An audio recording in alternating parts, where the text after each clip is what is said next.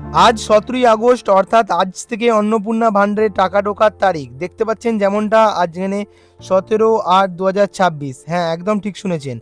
আজকে অনেকের ব্যাংক অ্যাকাউন্টে ৩,০০০ টাকা করে ঢুকে গিয়েছে। আপনারা যেমনটা দেখতে পাচ্ছেন, আমি একটি ব্যাংক অ্যাকাউন্ট আপনি এখানে ওপেন করে নিচ্ছি। একজনের মেসেজ এসছে, সেই মেসেজটি আপনাদের কাছে শো করছে। যেমনটা দেখতে পাচ্ছেন ৩,০০০ টাকা ঢুকে গিয়েছে। অর্থাৎ আজকে ঠিক বেলা ১টা থেকে ৩টের মধ্যে সমস্ত ব্যাংকে টাকা ঢুকে গেছে, অর্থাৎ ডিবিটি লিঙ্কের মাধ্যমে, অর্থাৎ ডাইরেক্ট ব্যাংক ট্রান্সফার যে অ্যাকাউন্টের মাধ্যমে সমস্ত ব্যাংকে ঢুকে গেছে। এবং যারা যারা টাকা পাননি অনেকেই তারা চিন্তিত আছেন। অনেকেই আশা করছি এই চিন্তার কোনো কারণ নেই, খুব তাড়াতাড়ি আপনাদের ব্যাংকে টাকা ঢুকে যাবে। একটু আপনারা ওয়েট করুন, ২-১ দিন সময় লাগছে সবার ব্যাংকে আস্তে আস্তে পৌঁছাতে।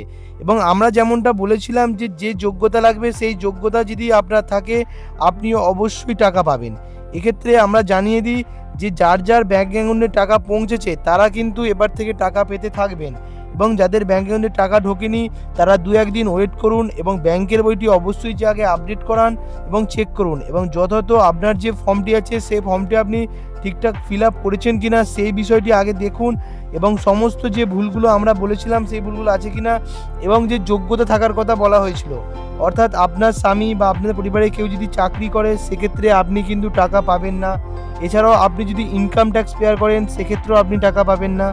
এছাড়াও যদি আপনার এসআইআর এর নাম বাদ যায় সেক্ষেত্রে আপনি টাকা পাবেন না।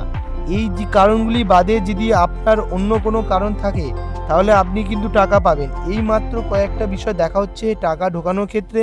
এছাড়াও আপনার যদি এই কারণগুলি না থাকে তাহলে আপনিও টাকা পাবেন। একটু অপেক্ষা করুন ২-১ দিন, তার সাথে সাথে আপনার ব্যাংকেও টাকা ঢুকবে। এবং আপনি যদি টাকা পেয়ে যান অবশ্যই কমেন্টে জানান। আপনি যদি কেন পাচ্ছেন না বা কারণটি যদি আপনার না জানা থাকে সেটা আপনার কমেন্টে জানান। এবং আপনি কোন জেলা থেকে দেখছেন সেই বিষয়টি আপনি কমেন্টে জানান, এবং আপনি এটা নিয়ে কতবার টাকা পেয়েছেন সেটা আপনারা অবশ্যই কমেন্টে জানান।